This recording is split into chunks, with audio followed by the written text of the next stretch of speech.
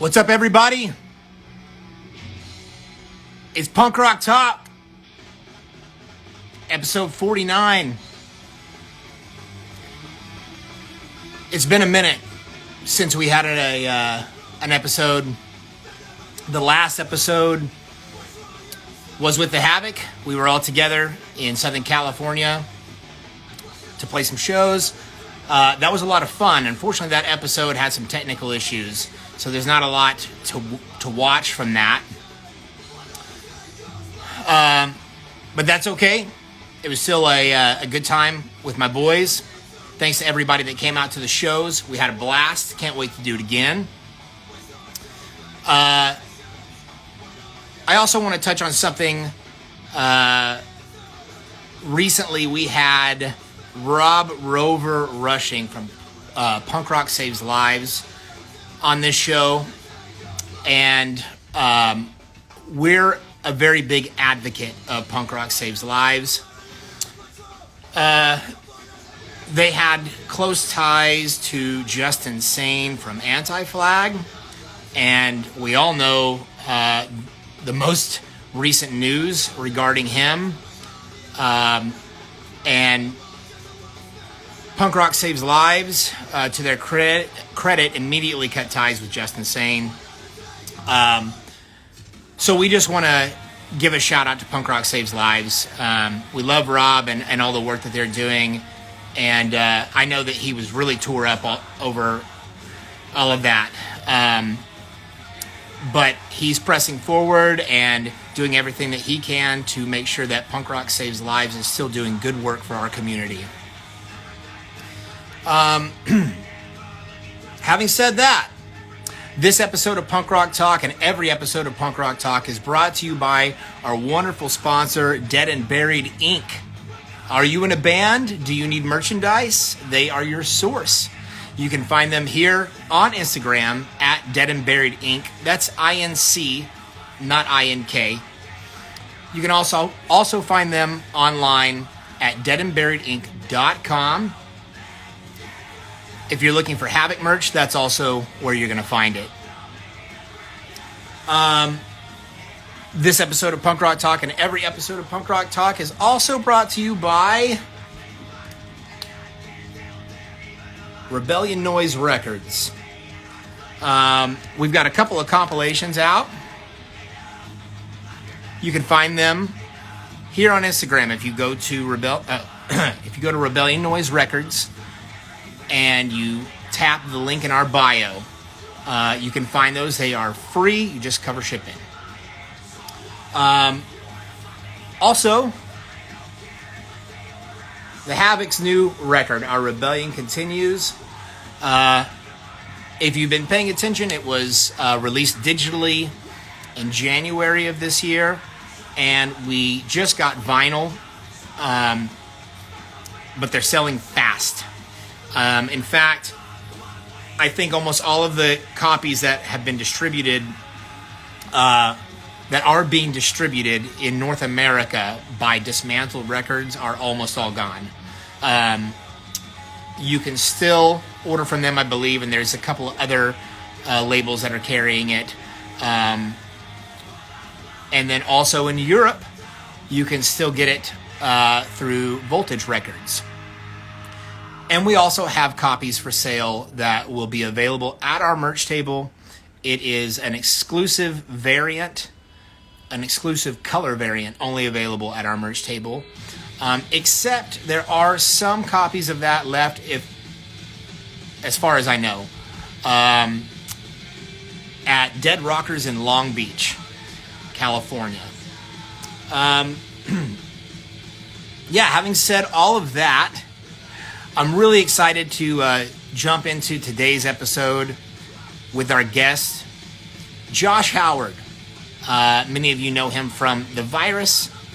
He is also in a band called No Heads, another band called Cinderblock, and also is an owner of Tattoo Punks.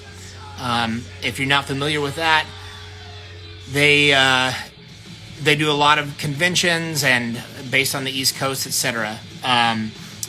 but we'll get into more of that with Josh. I'm going to go ahead and shoot him the invitation, and let's get this show on the road.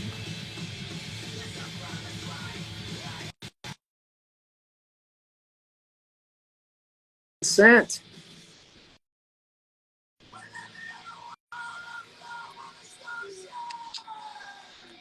There he is. Oh. What's up, dude? Hi. Man, so excited to have you on Punk Rock Talk. Aside from our short phone conversation earlier before the interview started, you and I have not talked in person in a very, very long time. I think the last time was probably 2003 or 4, correct? I'm going to say it was 2002. Was it really? And I think it was in your RV. Dude, that motherfucker broke down every day on tour. Literally every state from California to Florida, it broke down. But somehow we managed to get it repaired, and we didn't miss any shows. I don't know how, but That's how it goes. Is that Josh? Yeah, it's me. What's up? For all of you that are tuning in, if you have questions for myself or Josh, we're going to do a live Q&A later in the episode, but don't put those questions in the comment section, please. There is a question mark icon on your device. Just tap that. You can put your questions there, and then when we get to the live Q&A portion, I'll look at them and we can go one by one. Dude, you are such a busy guy. You know, when we were getting the flyer together for this and putting everything that you're involved with on it, not to mention being a family man, I felt very tired. I was like, I want to take a nap, not just for myself, but also for Josh if I can. Sure. Yeah, it's a lot. Thankfully, not all of it is moving at one time. I mean, it's all moving at one time, but it's not all happening at the same time. Sometimes a few of them overlap and it's exhausting, but I mean, this is the hell I put myself through. This is what I've chosen. Well, you know, you talk about things overlapping, and you were very busy first weekend of September. You had a lot going on with multiple projects in California. How was that for you? Well, I played 5 sets in 3 days, with between the Virus and Cinderblock, and then we did 2 Tattoo Punks events where I basically wrangle up a bunch of tattooers and get them all in one spot and get them tattooing, getting everybody that they can. So that's a job in its own. Of course. Right. A lot of moving parts, and, you know, having to coordinate with all those schedules and everything, I'm sure it gets really overwhelming. Yeah. I'm kind of a nerd over logistics, so I think that's why I chose to bite so much off. I like putting that stuff together. I like bringing people together for a very long time, and it's funny. Just recently, I've been trying to figure out what it is that I'm like good at, what I do, you know. And I like gathering people. I like putting people together. That's where I find joy, is in that place. That's awesome, man. Well, something I like to ask every guest. You know, we're all familiar with kind of the part of your life where, you know, you kind of move to the forefront of the scene with the Virus, and then moving forward, things that you're involved with. You know, anybody that's really paying attention, they get an idea of, you know, who you are and what your life is about. But what they don't know is what life was like pre all of that. And, you know, what was it that got you into the scene as a kid, you know, and eventually led to you picking up the bass guitar, and eventually got you into the Virus, you know, and I'm sure other projects before that. Right.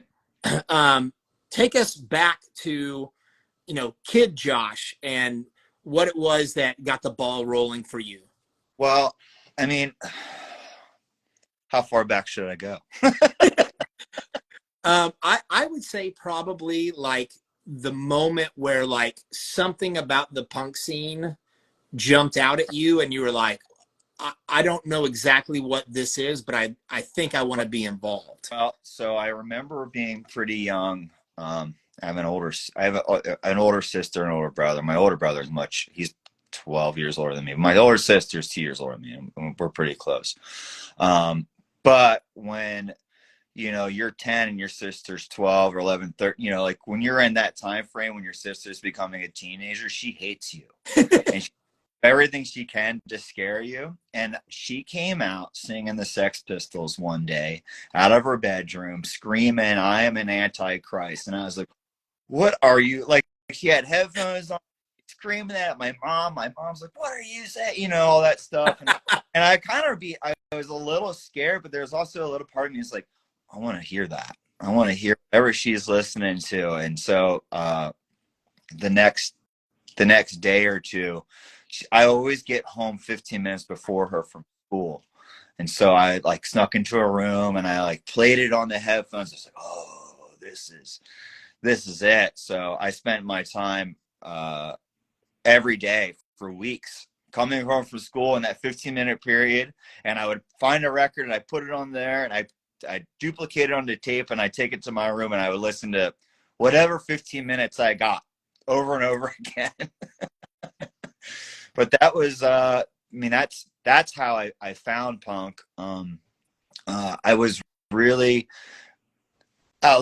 alongside of that. I mean, I was into like, metal and rock and roll and those kind. I was into a lot of music. My mother was always pushing us to listen to different things. She would go on these kicks where it was for 2 months all we were listening to was doo-wop, and then we listened to Pavarotti for a month, and then it was. And at the time I hated it, but I've come to really enjoy all those things. And how I guess to kind of go back to your question, how I got to the bass is the first CD I had ever gotten was CD cassette. I don't remember. Maybe it was cassette. I got Kill 'Em All was handed as a birthday present, and I was like, and I heard that bass solo. I was like, oh yeah, I want to do what that guy does. And that was it. So that set me off on my bass dreams there. That's really cool, man. I can relate to that actually because I have a sister that is also 10 years older than I am. Okay. So when I was coming home from preschool, she was watching MTV. Okay, all right. Which meant I was watching MTV. Yeah, exactly. And then, kind of similar in the fact that my family just, music was kind of just like this revolving thing, with the different interests from each person in the household. So I was exposed to all those different things. But yeah, man, that's really cool. Like, I got to ask though, like, what was the moment that you got caught, or did you not get caught ever? She would catch me, but there wasn't, she'd try and lock her door, but like what, that wasn't going to stop me. I mean, she gets so mad and I would see the flyers of shows that she was going to. And, I'd copy them and I try and go to the shows and she'd get pissed off that I was there. And I don't know, at some point there was a click where she's just like, whatever, just go. You should be a part of this too. And I think that it was just like, when you're 13, 12, 14, you're just trying to find your own. So I can't hold that against her. I was just saying, we were pretty lucky in the time frame that we grew up in and where we're going to shows. So, do you remember what your first show was? My first show was a local band in Harrisburg, Pennsylvania. I went to see the Alliance, the Speds, and those are the only two bands that I can really remember. And they're the only two ones that I really cared about that show. The Speds were like, what a silly name. Yeah. Right on. Yeah. Okay. So then, you start going to shows and You want to learn to play the bass. Yep. You eventually start doing that, and then So I'm sure the thought comes across your brain like, okay, I want to get in a band. yeah. So So that I mean, just a little bit before that, you know, I grew up about 45 minutes from Ingham Poor, which up in 1995, which was right around the same time that I was really finding punk. So I mean, I like, you find those like I don't know. I don't think that introduction bands even exist anymore. But I like, you know, I was like Ramones and Dead Kennedys and all that stuff.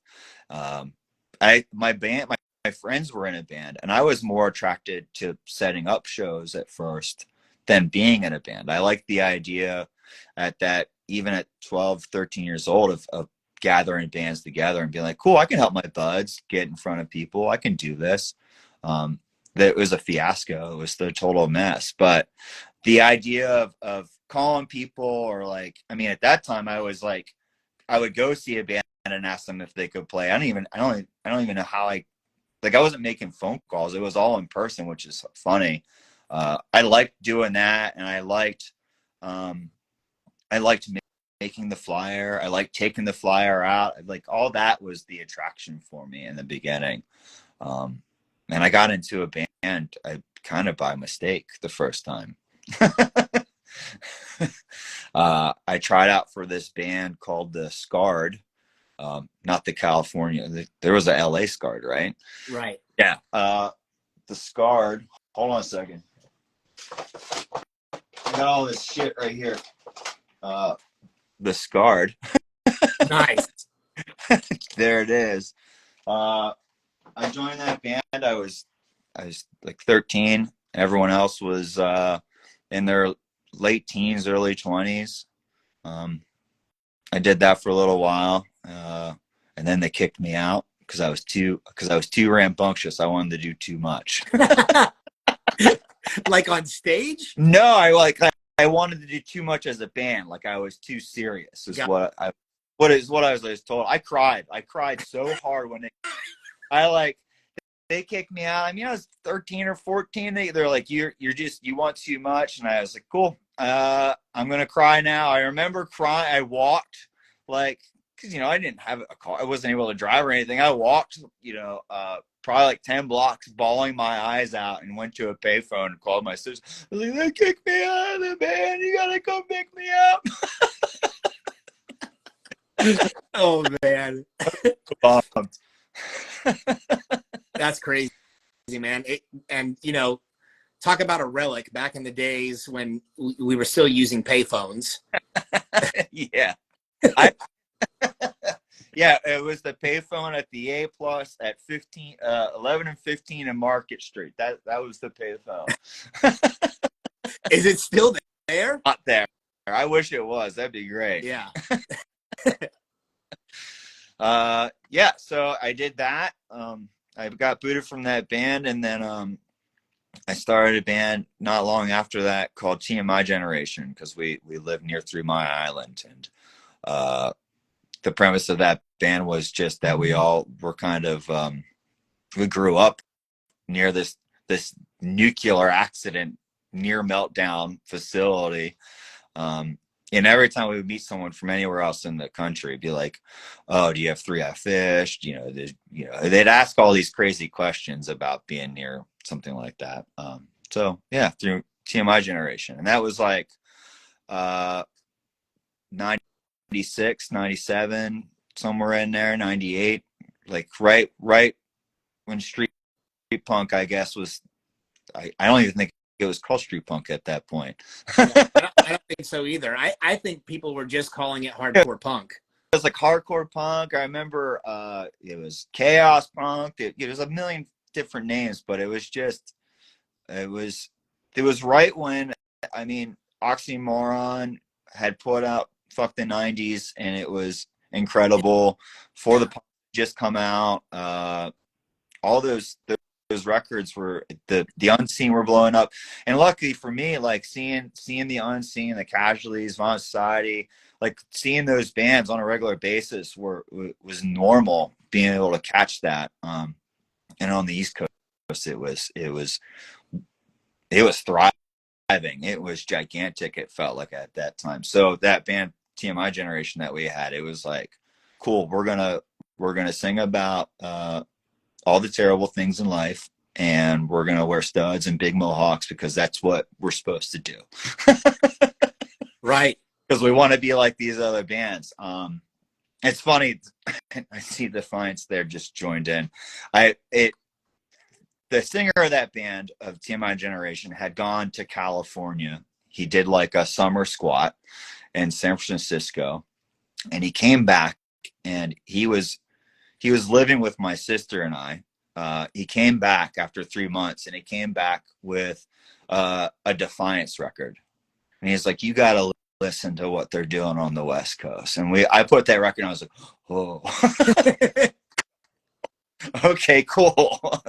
That was a game changer for sure. That changed it. That made a huge impact on us. That's awesome. Yeah. Yeah. Shout out to Mike Defiance. I had him on the show talking about their new record, War on the Streets. And I've always been a fan of Defiance. But yeah, like, for me, I was growing up in Oklahoma. And so I was discovering records, essentially coming from both coasts. Oh, yeah. And you could hear a distinct difference in sound, but at the same time, there were the similarities, like, okay, there's, some of these songs that are just way more up-tempo, way more aggressive, but then there's these songs that are somewhat anthemic, you can sing along to, pump your fist to, that kind of thing. But each band's approach was a little bit different, and that was so cool to hear. I mean, I was really drawn to the stuff that was like melodic crust, I guess is what you want to call it. Those Defiance and the Unseen, two different coasts, but both had that like mid-tempo, sing-songy, real serious lyrics where I was going to actually maybe I'd actually learn something. Yeah.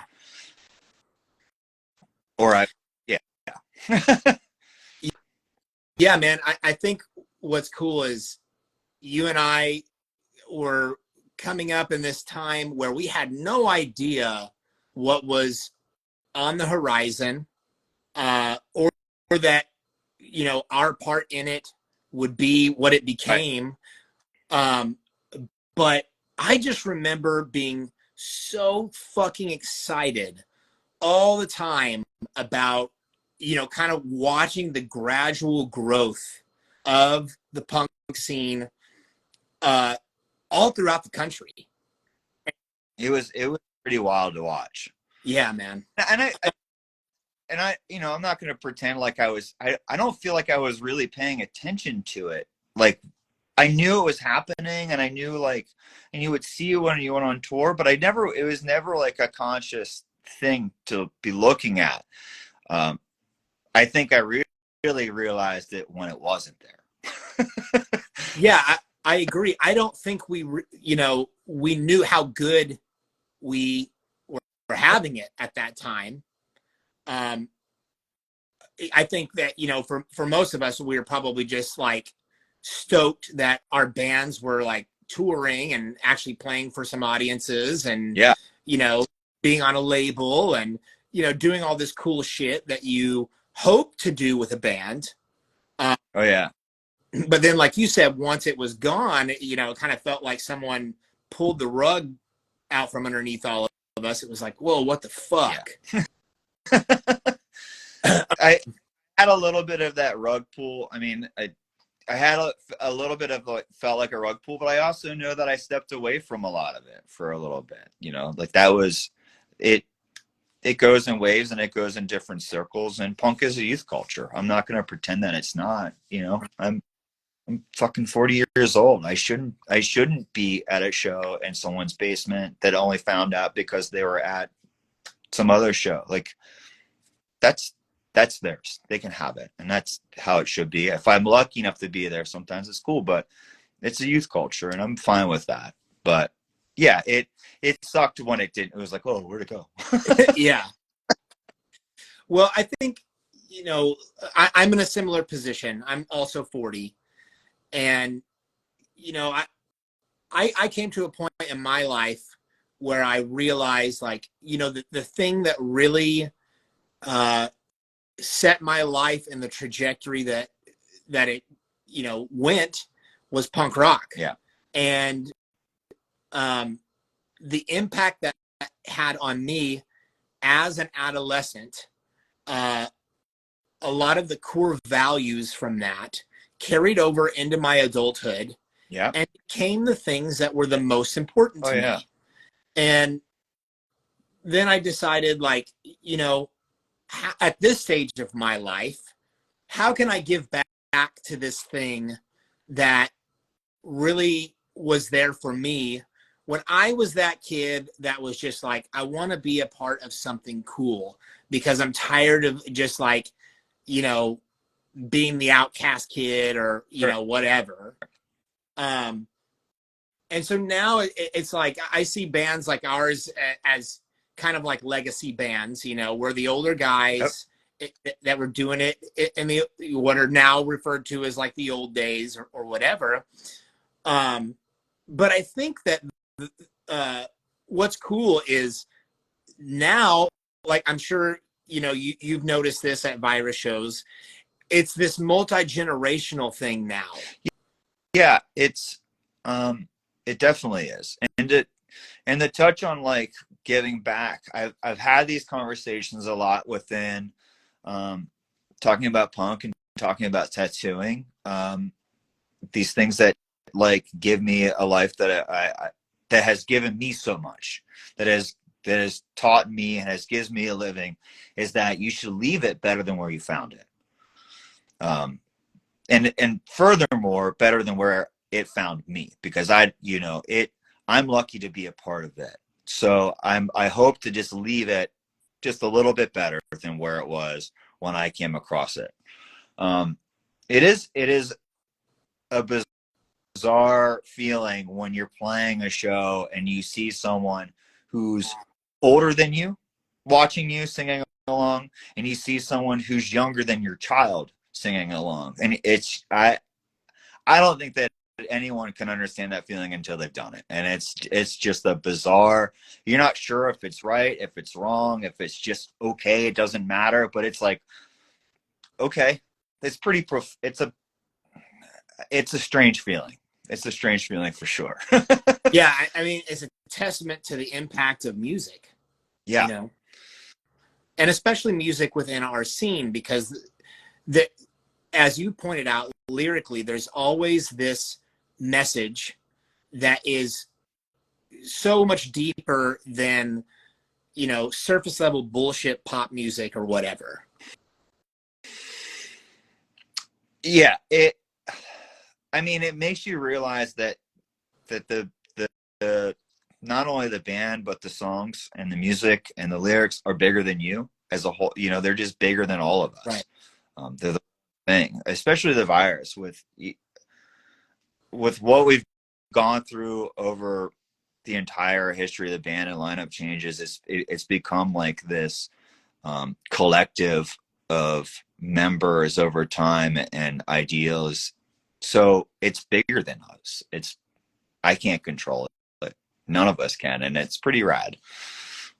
Touching on that, I'd love to hear your story about, like, what led to you becoming a member of the virus, Okay. and you know, kind of what your headspace was like at that time, because the virus already had momentum by the time you stepped in there. Yeah.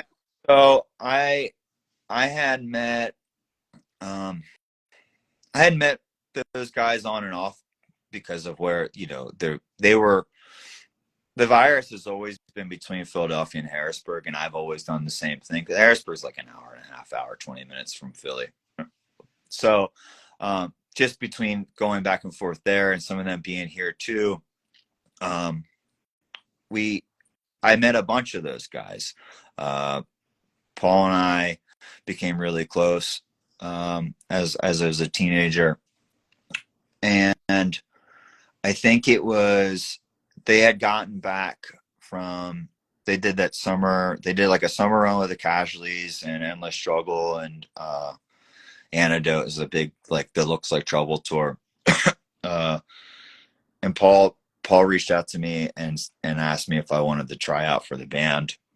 I was 17. I see my generation had played with the Virus a bunch of times. Asked me if I wanted to try out. I was kind of taken back. I was like, okay, cool. This is cool. My generation had just broken up.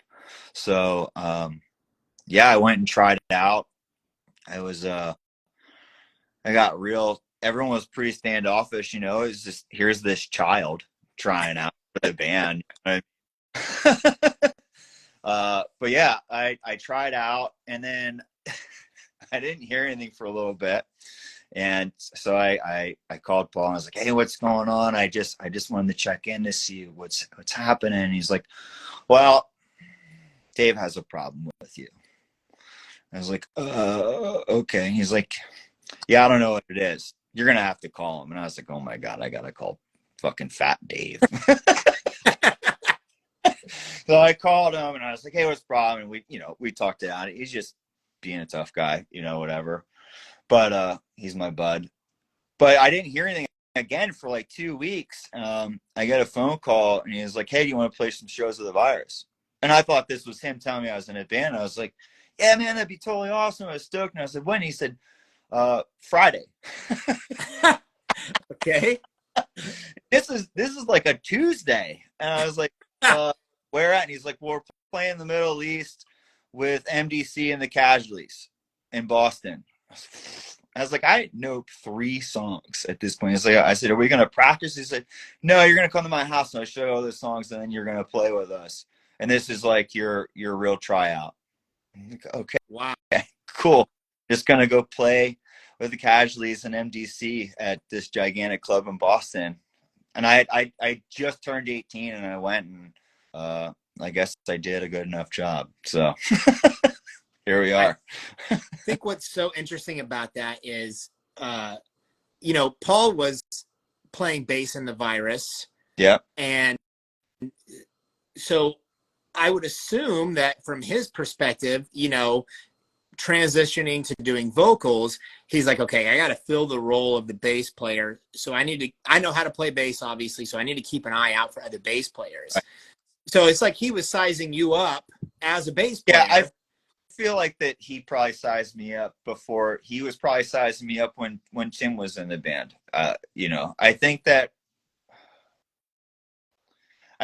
thing about the Virus is that the Virus has always had forward momentum and mentality. Is how do we keep pushing this thing? How do we keep pushing this thing that's bigger than us? So it's right or wrong and or different. That's just how it was at that time. That was a huge time period for me. I dropped out of high school at 17. Prior to that, band just broke up. I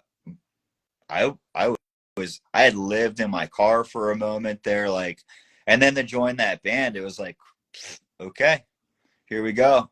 Every decision I made was fucking right. Fuck all of you. Yeah, those guys that kicked you out of your first band, right? You're like, cool. This is the benefit of being that rowdy guy that wants too much. I wanted too much. Here I am. See you guys later. That's fucking cool, man. I want to take a second to address the audience. I've noticed that there's some questions coming up in the queue here. If you have questions for myself or Josh, we're getting closer to the live Q&A portion of the show. Tap that question mark device on tap that question mark icon on your device. You can submit your questions there, and we'll get to them shortly. Okay, so now you're in the Virus, and like I said, they already had some momentum. Right. So what was the next thing on the agenda where you were like, holy shit, I'm sure there was a tour being talked about or something, or a recording session or something. When I went to the tryout, the initial tryout outside of Philly, they were writing. They had started writing for the next 7-inch for the picture disc. They had written "The Time Is Now" was already done, and bits and pieces of "Looks Like Trouble" were written. So when I joined, it was finish that. It was go. It was play shows, but it was right into writing. So it was kind of crazy to join a band and be like, all right, cool, we played a few shows and you're going to write with us. And they were pretty open to any of my ideas. It was cool. Like they wanted to make sure that I felt like I was a part of the band. It wasn't just like, oh, here's this song, you play this. So that was right out of the gate, and we had writing those and playing shows. And it wasn't too long after that 7-inch was supposed to be on Charged Records. And we played another show, and I met Dave Punkcore for the first time with all those guys, and that's when he asked to put out that 7-inch and to put a singles out and to put an LP out. So it was join the band, play shows, write songs, and go to Punkcore within like under a year. Yeah, I remember around that same time period, when we had heard about Dave possibly having an interest. It was like the word was like, he's hot for bands right now. Right. And we're like, okay, well, we thought we'd be lucky if we got signed to any label, sure. And there had been talk about like people putting it in front of Jake and maybe, Charged would have an interest or whatever. But Punkcore, we were just like, we were all fans, and we were like, yeah, man, like that's like where the top bands in the scene are landing. And then like when Dave got back to us, he was just like, yeah, I fucking want to put out a record for you guys. We were just like, holy shit, this is so fucking crazy. Yeah, it was pretty wild. I that time period was crazy with Punkcore. He was on it. Yeah. And he had his on that pulse. He was really good at listening to things that Dave wasn't good at. But the thing he was good at that time was listening to what other bands were saying. What other band, like saying, hey, check this band out. Right. Like, you hear this band. And he would take that, I think, to heart, serious, and he was on it. So the interesting thing, for the Havoc, one of our first shows was with Cheap Sex and the Virus. Yeah. And we had already recorded our own 7-inch and whatever, because we had that same mentality of like, let's just, DIY and get the ball rolling, and you do whatever we got to do to, get some attention. And I remember meeting Paul at that show in San Diego. Yeah. And a couple other guys. I don't remember if you and I met at that show or not. We did. Okay. Yeah. And then like, we knew that the music was in somebody's hands, and where it went from there, we didn't know, but we just heard that at some point it got into Dave's hands. Yeah. So I'm curious if you have any inside knowledge on that. Like how did it, do you know how that transpired? From, I don't have direct recollection. I do remember going on the road multiple times, and it was like someone was reporting back to Dave. We would talk about bands that we saw at that time. We talked about the Havoc, and we talked about, it was like, yeah, the Havoc's good. Like, someone tell Dave. I remember talking about Action from Canada, and someone it was the same thing. It was like, this band fucking rules. Someone tell like that was the ongoing thing. And Jared, the drummer at that time, was in contact with Punk Orb more than any of us because he was doing the art layout for a lot of those records. I remember that. He did some of the artwork on ours. Yeah. So he was the one talking a lot of the time. So if anybody, it's probably Jared. Where's Jared these days? Do you know? I'm not sure. Jared and I will text every so often. Jared, I'll get like every few months.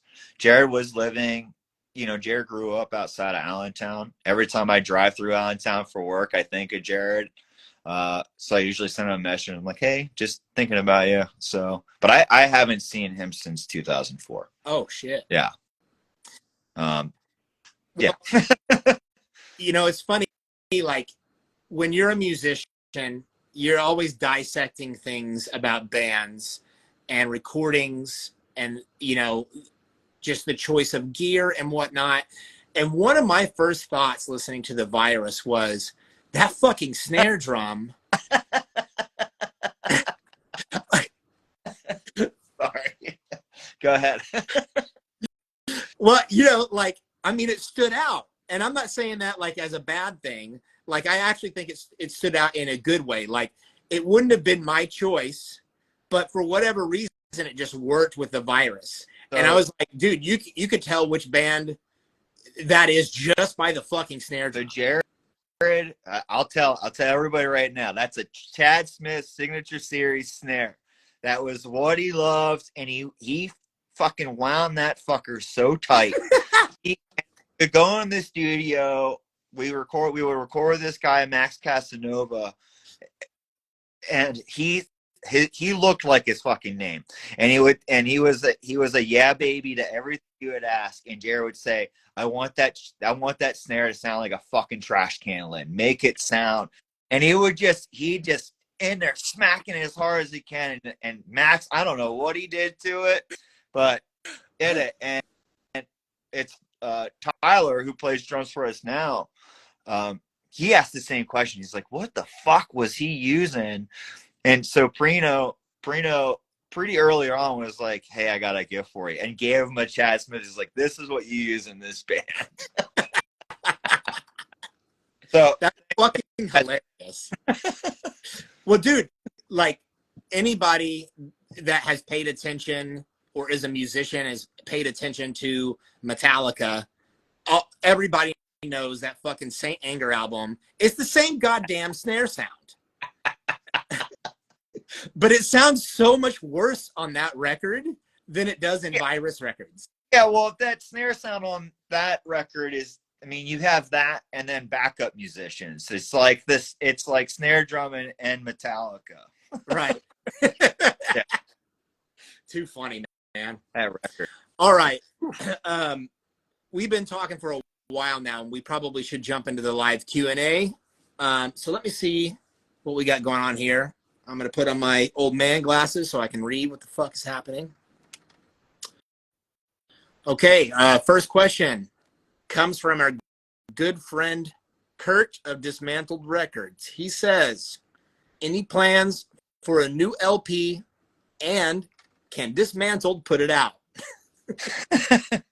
Which, buddy? That's my way of saying that you should put out some other bands for me too, friend. The Virus has spoken about a new record. It's probably time if we're gonna do one. But that's where that conversation sits. It's just that the conversation. That's it. Cinderblock has written a little bit. We don't get together too much outside of when we're playing shows.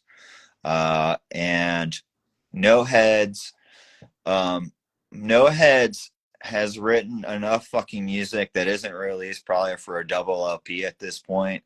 And the second week of October, I'm going to Richmond to do vocals and final mixing for, we're just going to release a few of them as a demo just because we're sick of, that's another band that barely gets together, but we want to put the stuff out. So that's it. To follow up on that, um, see, the last Virus Record System failure came out. When was that? 2013 already? At 2017. 17. Okay. Sounds right.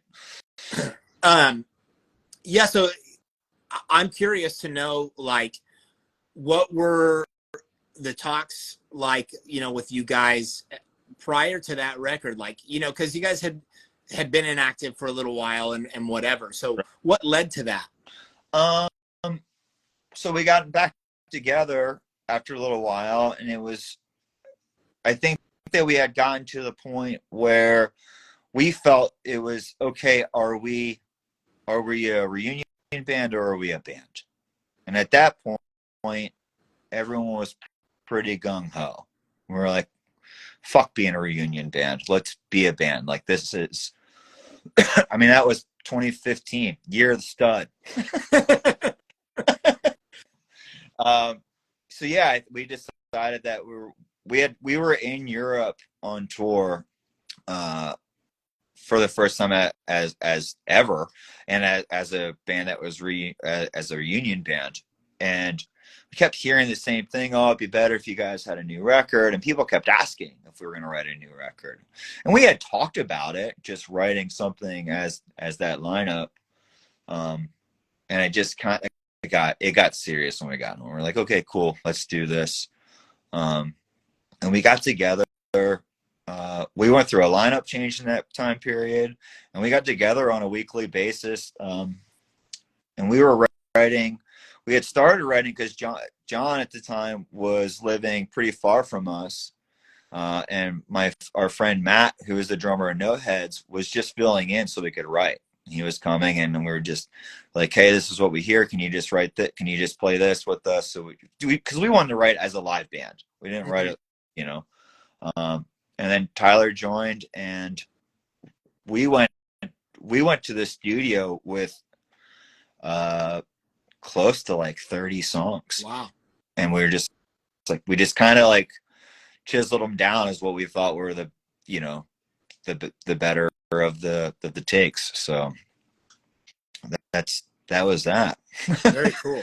But the conversation, I guess, as far as the direction of the record, and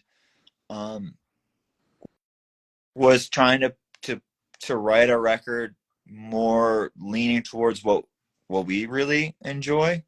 Not saying that we didn't enjoy Nowhere to Hide or those records. It was, we always felt like we got lumped in with a lot of the like spiky hair, drink beer, not anything of like real substance. What was always hilarious to us is that we had never sang about any of that. So it was like, cool, like we're real, it's fucking, as Ellie Falcon would say, we wrote a V-beat record, so. But yeah, it was, we just wanted we wanted people to know that we were for real. We were coming back serious this time, right. So. Right on. Yeah, I understand that feeling, man. Same vibe. We started working on our new record. We were like, dude, let's fucking just kick people in the balls with this new shit. Yeah, like this is like, here's a fucking punk record. Yeah. This is what this means to us. Love it, man. All right, next question comes from the Ugly Drunk Punk. They ask, favorite hardcore band from the 80s?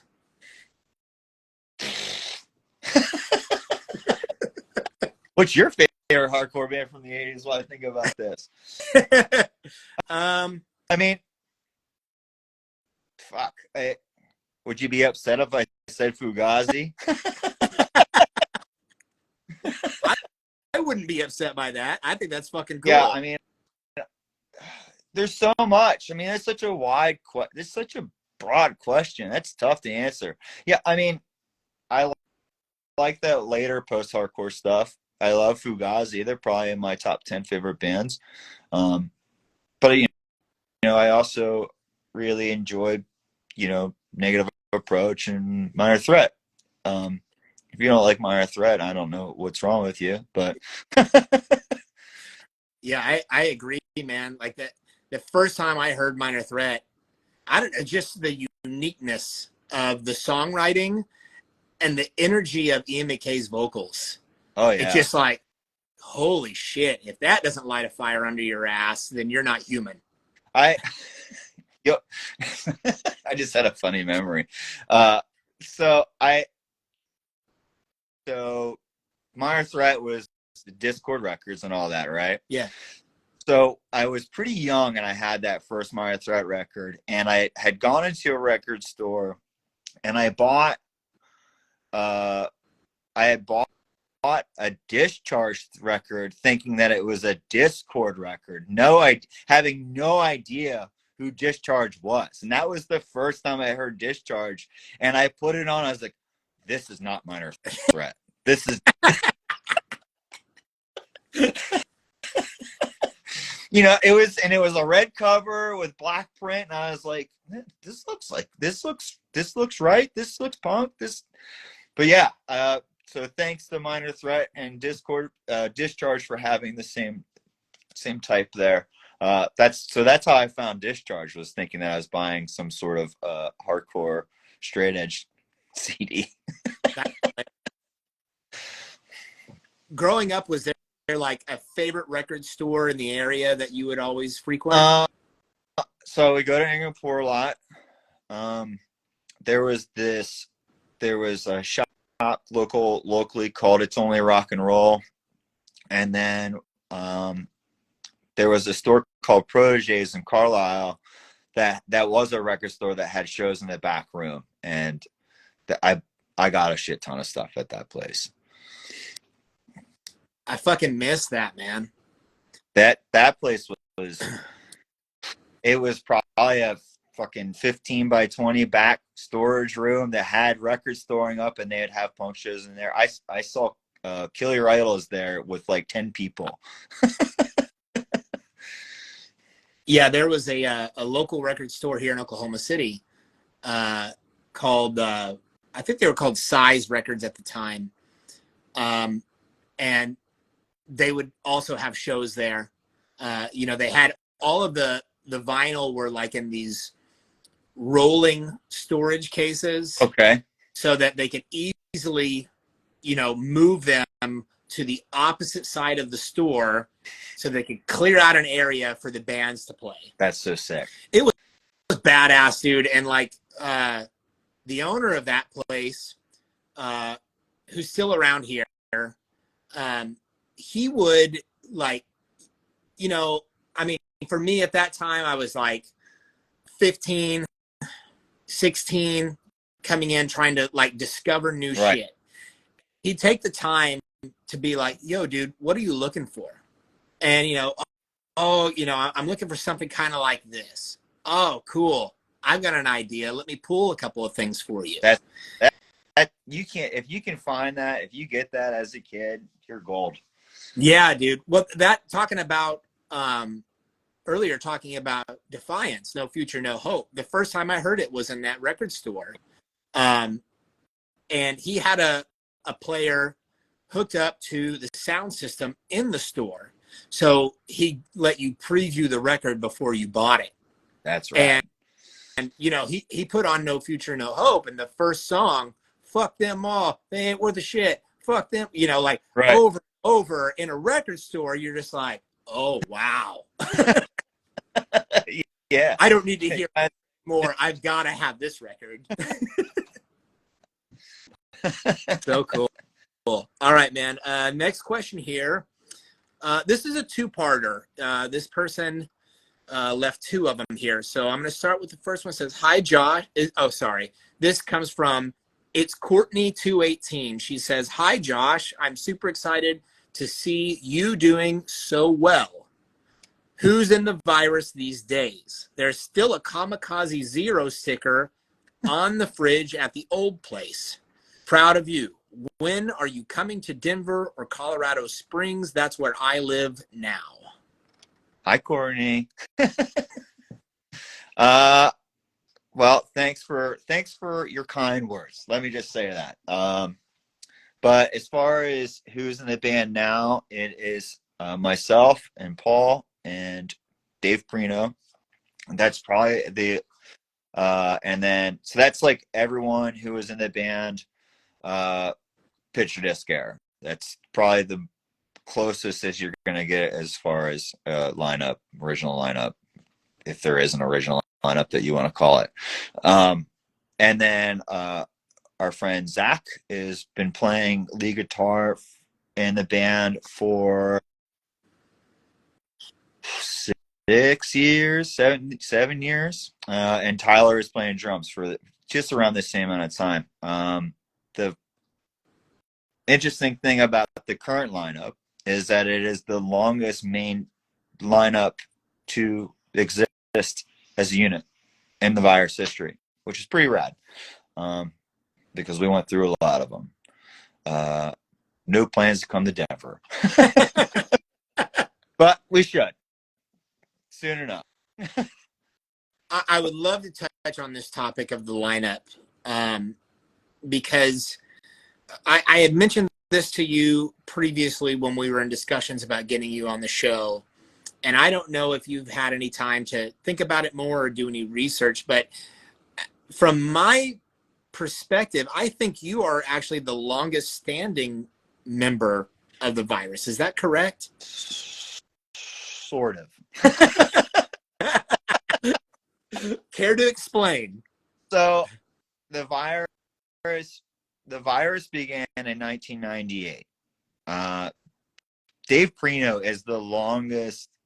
Dave's been there since the get-go. He is the only original member in the band from the first 5 people who stood in a room and said, "This is the virus." He is it. Paul joined shortly after that. Dave left the band after the picture disc and prior to Nowhere to Hide coming out. Paul left the band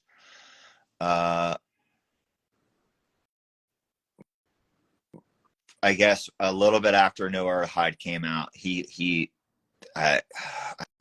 time frame is a little rough in my brain. It was like a year or so after the record had come out. And it was those moments when Dave left the band and when Paul left the band.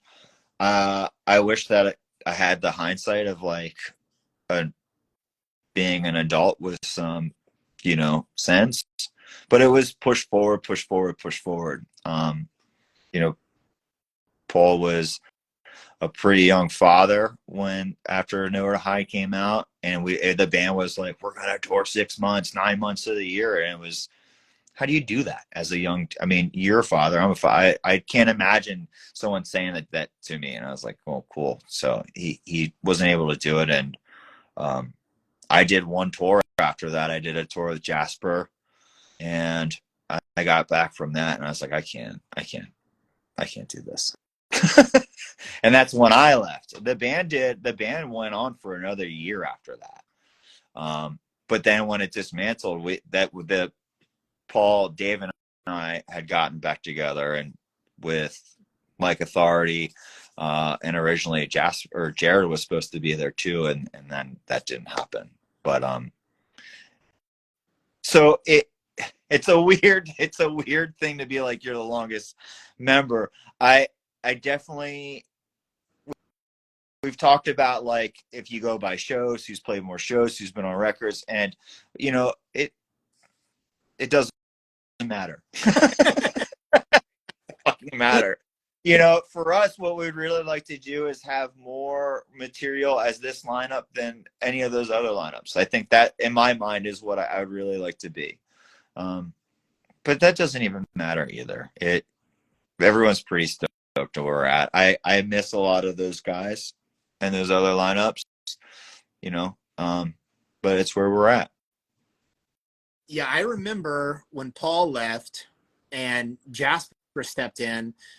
I mean, dude, everybody was talking about that. Yeah. Like, whoa, that singer, what the fuck is this going to be like? And I mean, because, obviously, Paul wasn't the first singer either, even though he has vocals on the first record, Right. As backups. But, Mike Virus has a very distinct voice.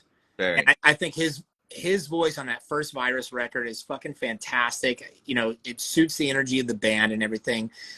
But then, hearing Nowhere to Hide, it was like, oh, wow, it still sounds like the same band, but vocally there's this like more melodic, energetic direction that is very pleasant to listen to. Yeah.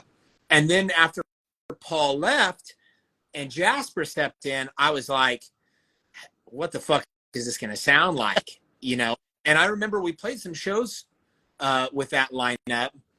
And, it's hard to tell live, like compared to what it's going to be like on a recording.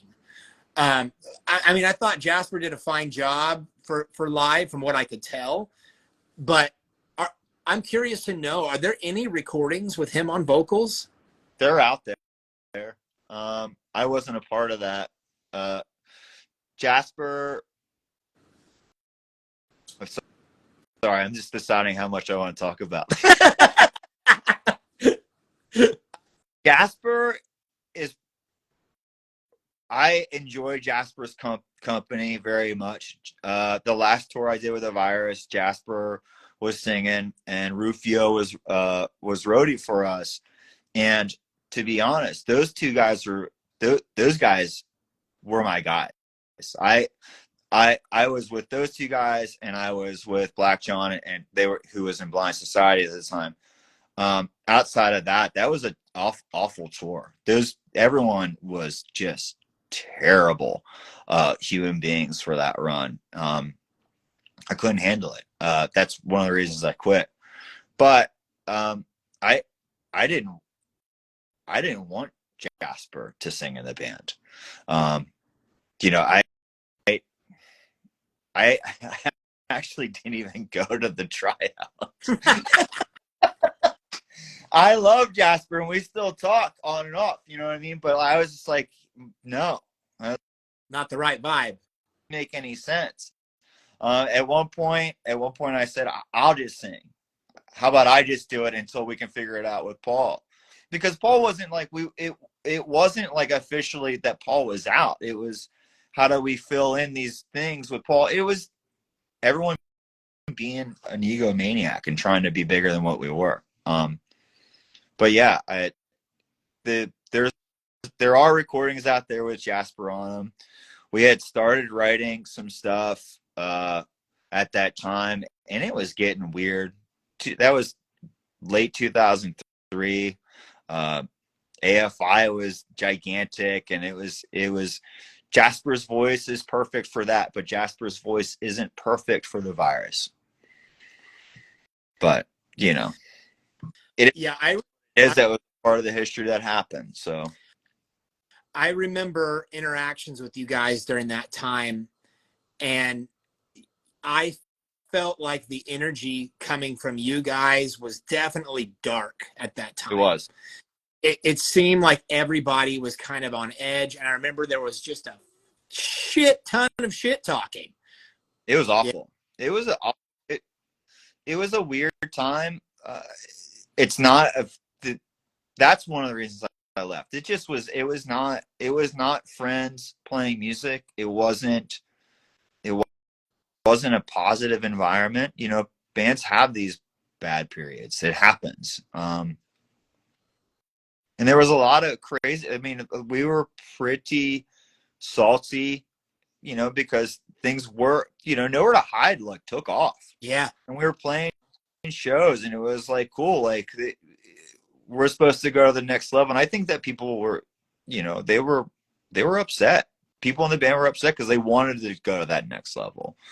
But that's what happens when you are young and dumb and don't know any better. Right. Well, we saw Jasper in 2018, maybe. We played in Austin. He was living there at the time. We had Jasper sing a song with us. Everyone did their time in the Virus, and who was in the Virus did their time, and everyone that was there is family, as far as I'm concerned. Right. Talking about that time too, like you said, 2003 and shit was kind of starting to get weird. I think like from that point forward, it was almost just like there was still kind of the upward trajectory of things happening with the punk scene and with punk core, because even like the next year, I think it was 2004 or maybe even 2005, Dave signed like another round of bands. Yeah. But then there was also like these rumblings of like, shit doesn't seem like it's solid over there now. Like, what the fuck is going on? Was it? Yeah. And like I know for us, there were a lot of discussions about like, well, you know, what should we be doing right now, and like what's going to happen over the course of the next couple of years. And yeah, so the vibe as a whole just started to get real weird. It did. I mean, I came back from that. That was like one of the longest tours I had done in 2003 with the band. We did like 70 some shows or 80 shows, wherever the hell it was. And I was like, I can't do this 6 months at a time with this group of guys. There's just no way. And I quit the Virus, which was probably one of the hardest things I had ever done at that point. And I was pretty mad at the Virus, and I was pretty mad at punk at that point. I was just upset, and I was pointing my finger at everything but me. You know what I mean? Yeah. So I like left that band, and I joined. Within 6 months, I was in a rock and roll band. I was like, cool, I'm going to try this out. So yeah. And then I had a kid by 2005. So then I was a dad, and none of it mattered anymore. Yeah, kids change everything. Yeah. It doesn't look like there's any more questions for the Q&A. Okay. So I'm going to go ahead and just ask a couple more questions before we wrap this up. I know we've been talking for a while already.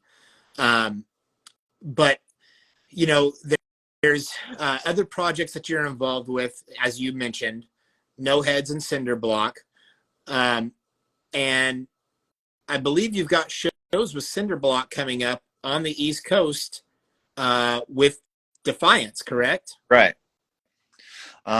So we're playing, I guess we're playing Friday, Saturday, Sunday. This Friday in Haverhill, Mass at the Speed Boys Garage in Haverhill, Massachusetts with Defiance and the Massacred and Savage Heads. And then Saturday at QXTs, I can't remember the name of the club. I think that's what it's called, in Newark, New Jersey, with Battalion Zuzka, which I believe is Pat from Violent Society's band. And Sunday night we're playing in Philly with Executors and River City Rebels and Defiance. So those would be pretty rad shows. Dude, when I saw the flyer for that Sunday show and the River City Rebels logo being on there, I was like, what the fuck? I didn't even know those guys were back together. I did the same thing.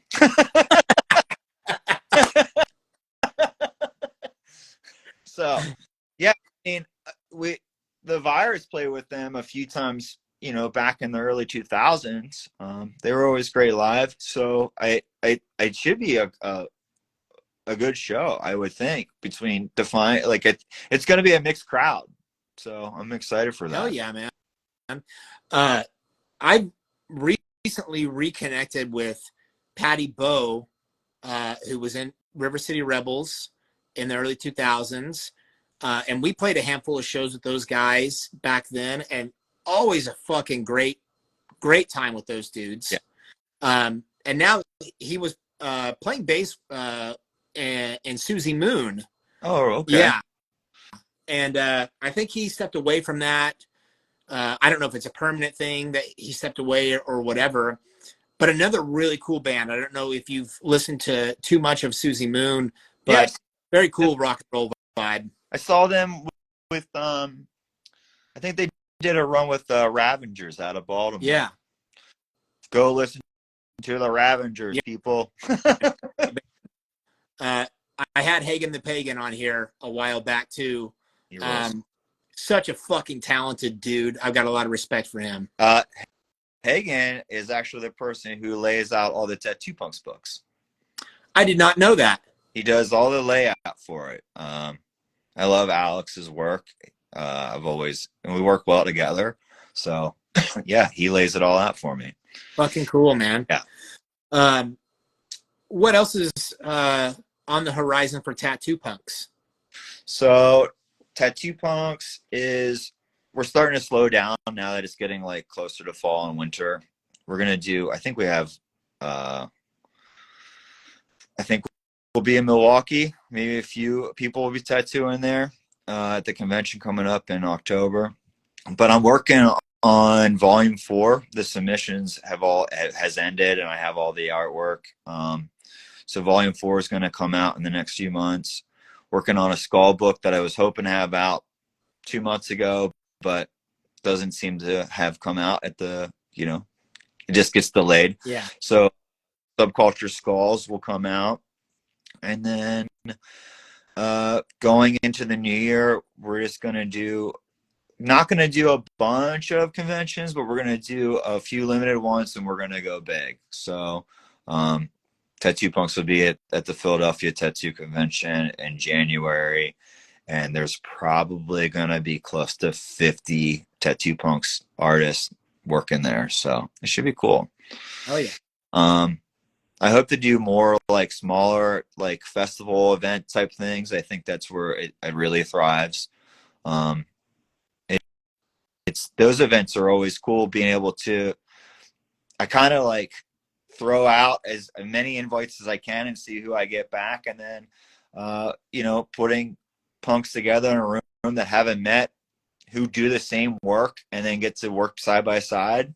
It's pretty rewarding watching those friendships grow. So that's really it for Tattoo Punks right now. We're going to keep working on these books and trying to do more and more events. I hope to get to as many festivals in the next year as possible. Very, very cool, man. What about No Heads? Is there anything on the horizon with that right now? No Heads. We're going to go in and finish some vocals in the next few weeks. Release a few tracks, demo tracks. And I think that we're trying to play some gigs before the end of the year. I went pretty hard with everything but No Heads this year. I hope to put some more effort into No Heads in the next year. I also hope to take some more time for myself. I've been on the road more this year than I have been in a very long time, and I just hate saying no to anything, and I constantly say yes. So I have to learn how to say no again. It's challenging because, one, just at a different stage in life now, speaking from personal experience, just the Havoc just did a few shows in Southern California, and they were a lot of fun. But, doing those few shows at 40 is a lot different than doing them at 22. But yeah, and then it's also just the balance of everything, just like whatever you're involved with, man. It's just like trying to keep the balance, but for your own mental health is just super important. Yeah, I mean, it's definitely a weird place to be. For a long time, I was chewing off too much, and then I try and pull back and be more around to do more family stuff with my kid. But now my kid's turning 18 next month, so I'm kind of like, cool. Get the fuck out, go all your own mistakes, go do all those things. And I'm like, oh, wow, okay. What do I do now? So, I'm just kind of just taking that. That's a whole new thing to take on. So just enjoying a lot of time with my wife, riding motorcycles and trying to do cool shit other than just playing shows. So. Yeah, I saw that you and your wife just celebrated 14 years of your wedding anniversary. Yeah, so 14 years married, been together. Next year will be 20 years that we've been together. Congrats, Insane, man. Thank you. It's cool to go through so much with one person. we've been on top and we've been at the very bottom of all of it, you know. So she's my fucking rock for sure. Well, now that the kid is going to be able to get out of the house, then, you know, like you said, more quality time with her. You guys can go do a bunch of shit that you haven't been able to do. Yeah. It's been wild just in the last like year, just being like, you know, I mean, even at 16, the last few years, you slowly realize, oh, like, I don't have to be home Sunday night to make sure that he gets up and goes to school. He's a fucking adult, Yeah. you know. She reminds me of that a lot because, you know, I'm probably a little bit harder on him than I should be. And she's like, don't you remember what it was like? I'm like, yeah, I forget that, like, I was living on my own by 17, you know. So, but that's what you do as a parent. You try and overprotect, I guess. Before I let you go, do you have any shout outs that you'd like to give? I mean, we could go on forever. I just encourage everyone to follow the bands that I'm in, you know, and follow any of the bands that we talked about, you know, and really the shout outs goes to all the bands that aren't these old bands. Go follow new bands. Go get on Bandcamp, hit the fucking punk genre and find a new band. For crying out loud, they're out there. And not all of them are on Instagram, and they're not on Facebook, and they don't like the fucking internet because it sucks. Yeah. Go get out of your house. That's my shout out. Yeah, it's wild because there is so much out there that, I mean, you really have to search to discover it. Yeah, you really do. But like I said, you know, there's a lot of times where I get to work and I put on Bandcamp and I just go through those new releases and I search punk, street punk, hardcore punk, whatever, fill in the blank punk that I think that I like. I'm going to search those new bands and I'm just going to listen. I'm going to listen and listen. And a lot of it's terrible, but a lot of it is fucking awesome. So I think that everyone should go find those bands and go out and support. You know, I think that it's easily forgotten that a lot of us lost, you know, a year or 2 years or 3 years of our life not going outside of the house. Yeah. Don't forget about that. Let's get out there. Yeah, let's keep the ball rolling and, you know, keep making a positive impact with this music and, you know, in our scene. Right. There's music to be found. There's art to be seen. There's life to be had. No doubt. Josh, I want to thank you for taking the time to be my guest today here on Punk Rock Talk. I've really enjoyed chatting with you. And I really hope that our paths will cross sometime in the near future in person so we can continue the conversation. Oh, I really enjoyed this. I could go on for hours about any of this, but I know that we should. Before I let you go, would you like to announce who the next guest on Punk Rock Talk will be? The next guest will be The Fiends. That's right. On October 8th, we will have The Fiends as our next guest.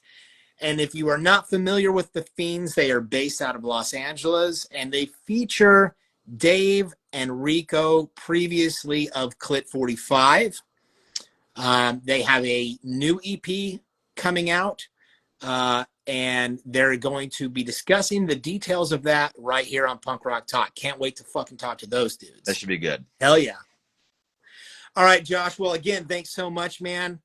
Great chatting with you. Enjoy the rest of your day, and I'll see everybody here on Punk Rock Talk next time to play us out. Again, here is Another Day Goes By The Virus. Later, guys.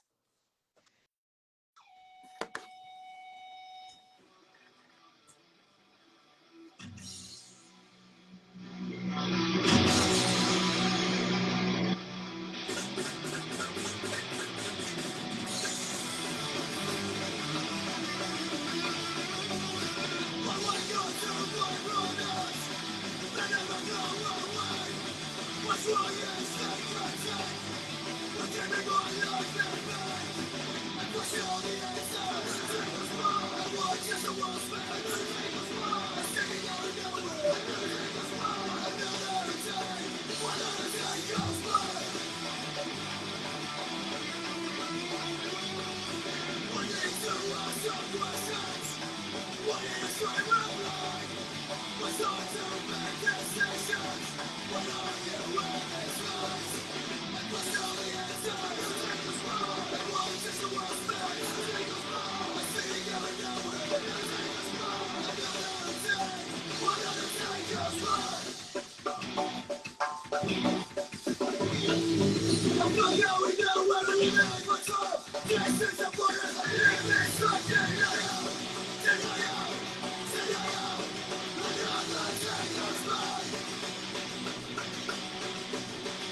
You're not taking us, I'm